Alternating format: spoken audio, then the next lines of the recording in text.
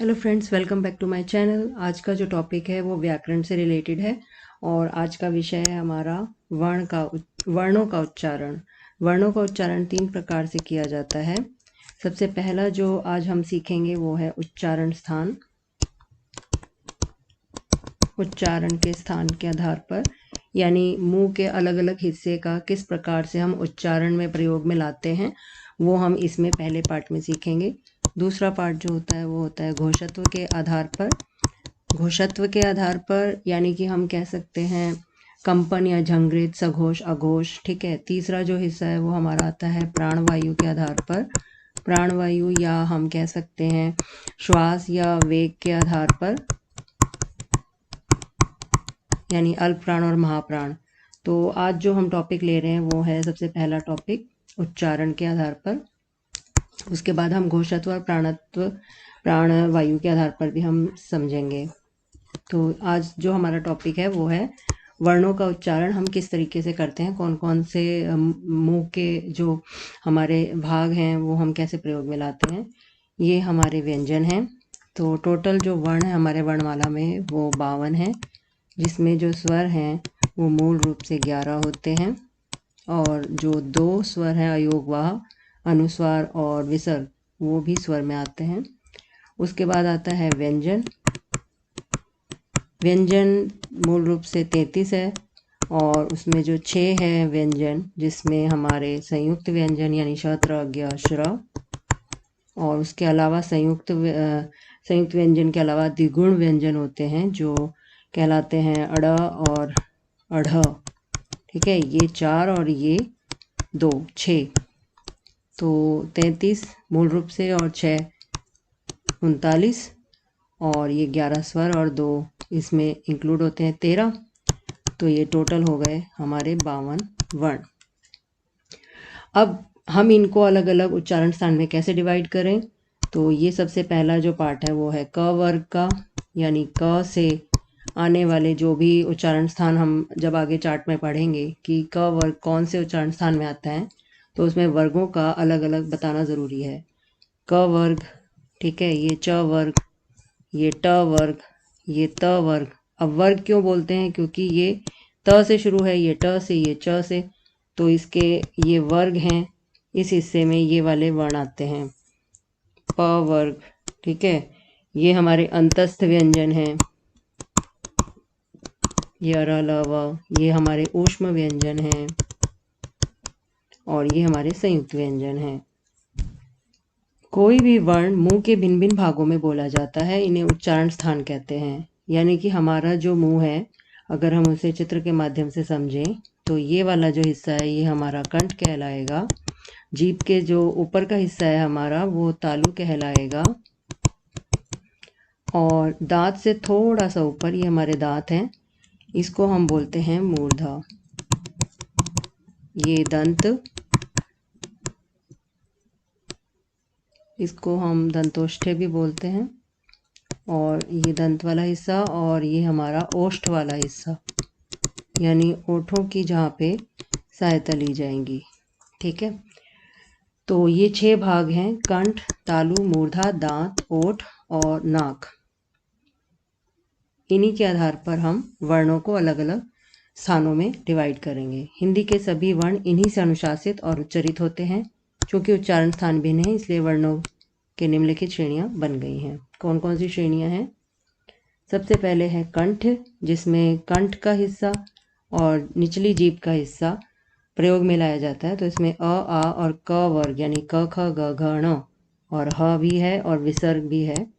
जैसे हम कोई शब्द बोले विसर्ग वाला प्रातः, तो प्रातः में यहाँ विसर्ग है, यानी कि हम कंठे का प्रयोग कर रहे हैं प्रातः। ठीक है। अ बोलेंगे अ, आ, क, ख, ग, घ, तो ये कंठे में आएंगे। उसके बाद आता है तालव्य। तालव्य में तालु और जीभ के स्पर्श से बोलते हैं हम ई, बड़ी ई। च वर्ग वाले यानी च, छ, ज, झ, य और य वाला और श वाला जो वर्ण है वो भी तालव्य में आता है। उसके बाद है मूर्धन्य। मूर्धन्य यानी मूर्धा, जो मैंने आपको अभी बताया, ये वाला हिस्सा जो है मूर्धन्य है। मूर्धा वाला हिस्सा यानी दांत के ठीक ऊपर, ज़रा सा भी दांत से ज़रा सा ऊपर टच करते हैं जीभ को तो वो मूर्धा वाले वर्ण आते हैं वहाँ पर, जो उसकी सहायता से बोले जाते हैं। ये तालु वाला हिस्सा था। तो मूर्धा और जीभ के स्पर्श से हम री, ट वर्ग वाले यानी ट, ठ, ड, ढ, ण, र और श, ठीक है, ये ट वाली लाइन ट, ठ, ड, ढ, ण, ये हमारे आते हैं मूर्धा में, मूर्धन्य में। फिर आता है दंत्य। दंत्य में दांत और जीभ के स्पर्श से हम हेल्प लेते हैं और इन वर्णों को उच्चारित करते हैं, यानी त वर्ग यानी त, थ, द, ध और न, ठीक है, और उसके साथ साथ ल और स भी। ओष्ठ में दोनों ओठों के स्पर्श से बोलते हैं, यानी उ और प वर्ग यानी प, फ, ब, भ, म, ये सभी वर्ण ओष्ठ में आते हैं। तो इनसे रिलेटेड क्वेश्चंस आगे एग्जाम में आपको देखने को मिलेंगे कि जो प वर्ग है वो उच्चारण स्थान बताइए प वर्ग का, या फ वर्ण जो है कौन सा उच्चारण में प्रयोग में लाया जाता है स्थान। ऐसे ही कंठ तालव्य है। कंठ और तालु की सहायता से और जीभ की सहायता से हम ए और ए बोलते हैं। कंठोष्ठ्य में क्या होता है, कंठ के द्वारा जीभ और ओठों के कुछ स्पर्श से हम ओ और औ बोलते हैं। तो हमसे पूछ लिया जाएगा कि बताइए ओ और औ का उच्चारण स्थान कौन सा है, तो हम ऑप्शन में हमारे आएगा कंठोष्ठ्य, तो हम उसको सही जवाब बताएंगे। ऐसे ही है दंतोष्ठ्य। दांत से, जीभ से, ओठों के कुछ योग से बोले जाने वाला वर्ण यानी व। तो जो व है उससे रिलेटेड क्वेश्चन आएगा कि बताइए व का उच्चारण स्थान कौन सा है, तो हम आंसर में बताएंगे दंतोष्ठ्य। तो अभी ये जो चार्ट में जो ये बताया गया है ये हमारी श्रेणियां हैं उच्चारण की, जो अभी मैंने आपको बताया। अब जो मैं इससे रिलेटेड प्रश्न बना के लाई हूँ उससे आपको थोड़ा और क्लियर हो जाएगा कि हम किस तरीके से प्रश्न एग्जाम में हमसे पूछ लिए जाते हैं। तो पहला प्रश्न है व का उच्चारण स्थान बताइए। तो अभी मैंने आपको बताया कि व का उच्चारण स्थान क्या है, तो ये तो बहुत अच्छे से आपको याद होगा। बताइए, ऑप्शन में है दंतोष्ठ्य, तालु, मूर्धा या कंठ। तो इसका सही उत्तर क्या होगा, व। तो ये कौन सा स्थान है इसका, ये देखिए व, दंतोष्ठ्य, ये इसका सही जवाब है। ठीक है, नेक्स्ट क्वेश्चन पे आ जाइए। उ का ध्वनि उच्चारण स्थान क्या है। उ का मैंने आपको अभी बताया था कि उ जब आप बोलेंगे तो उसमें आपको किसकी सहायता मिल रही है, उ, तो ओष्ठ की, ये इसका सही जवाब है।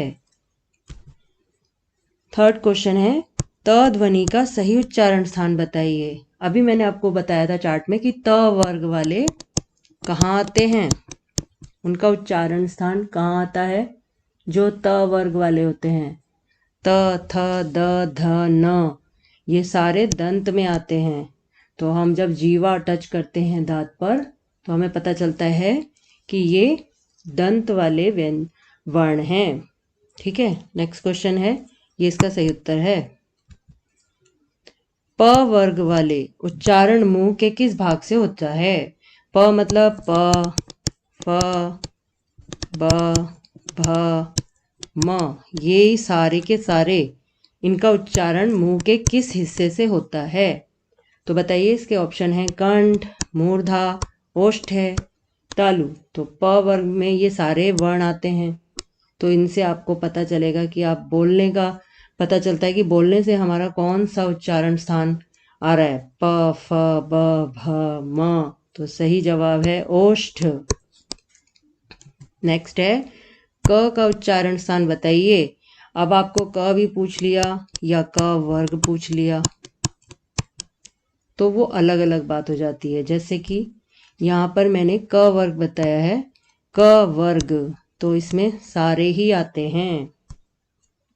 ठीक है, तो यहाँ क वर्ग है तो ख भी पूछ सकते हैं, ग, घ, ण।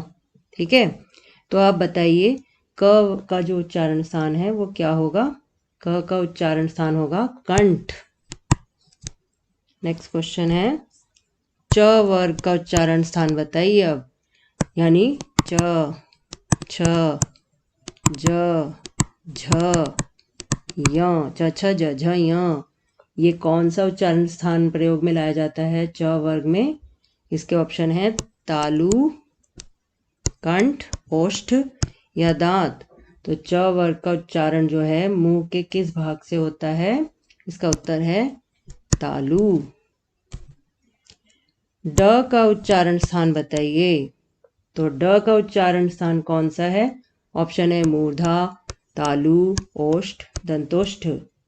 तो ड का उच्चारण स्थान होगा ड। ड जब आप बोलेंगे तो आपको पता चलेगा जीवा जो है वो दांत से थोड़ा सा ऊपर, जो मैंने आपको यहाँ पर उसका बताया था ना, दांत वाला हिस्से से थोड़ा सा ऊपर, ये मूर्धा है। तो यहाँ से जो सहायता से, जीभ की सहायता से बोला जाएगा वो मूर्धा में आएंगे। ठीक है, तो ये उच्चारण स्थान इसका क्या है? मूर्धा। तो फ्रेंड्स, ये थे हमारे आज के क्वेश्चंस। ठीक है, आपको कैसे लगे आप ज़रूर बताएं। ये हमारे सोशल मीडिया हैंडल हैं, आप यहाँ भी ज्वाइन कर सकते हैं, अपडेट ले सकते हैं नए वीडियोस की। टेलीग्राम लिंक है मातृभाषा, इंस्टाग्राम है हिंदी शुभारंभ। आपको ये वीडियो कैसा लगा आप ज़रूर कमेंट बॉक्स में बताएं। Thank you so much for watching my video. मिलते हैं नेक्स्ट वीडियो में।